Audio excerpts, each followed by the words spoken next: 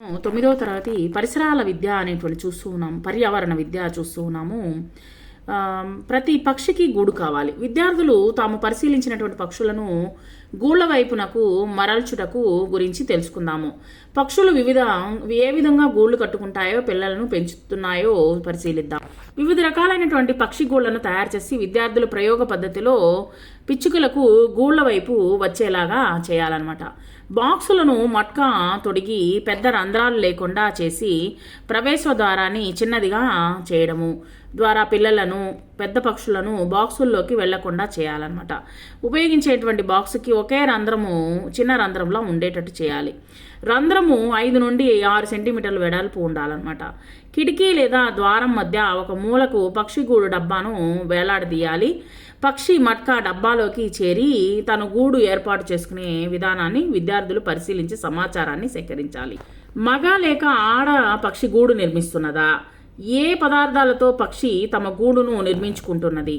ఎక్కడ నుండి ఆహార పదార్థాలను సేకరిస్తూ ఉన్నది? పక్షి గంటకు ఎన్నిసార్లు గూటికి వస్తూ ఉన్నది? పక్షి తన గూడును నిర్మించడానికి ఎంతకాల వ్యవధి తీసుకుంటూ ఉంది? పక్షి ఏ రోజున గుడ్లు పెట్టిందో నీకు గుర్తుందా? ఎన్ని రోజుల తర్వాత పక్షి గూడు నుండి పక్షి పిల్లలు అరుపులకు, తల్లి పక్షి పిలుపుకు ఏమైనా వ్యత్యాసాలున్నాయా? పిల్లల పెంపకానికి ఏ పక్షి, తల్లి పక్షి, తండ్రి పక్షి ఎక్కువ శ్రద్ధ వహిస్తారు? పిల్ల పక్షులకు తల్లిదండ్రులను ఏ ఆహారాన్ని ఇచ్చాయి?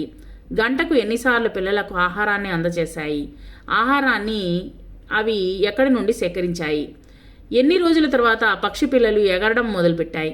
పక్షి పిల్లలు ఎగరడం ఎలా నేర్చుకున్నాయి? పక్షి గూడు నుండి పిల్లలు ఎగిరి వెళ్ళినటువంటి తర్వాత మరలా పక్షి పిల్లలు తల్లిదండ్రులు గూటికి చేరాయా?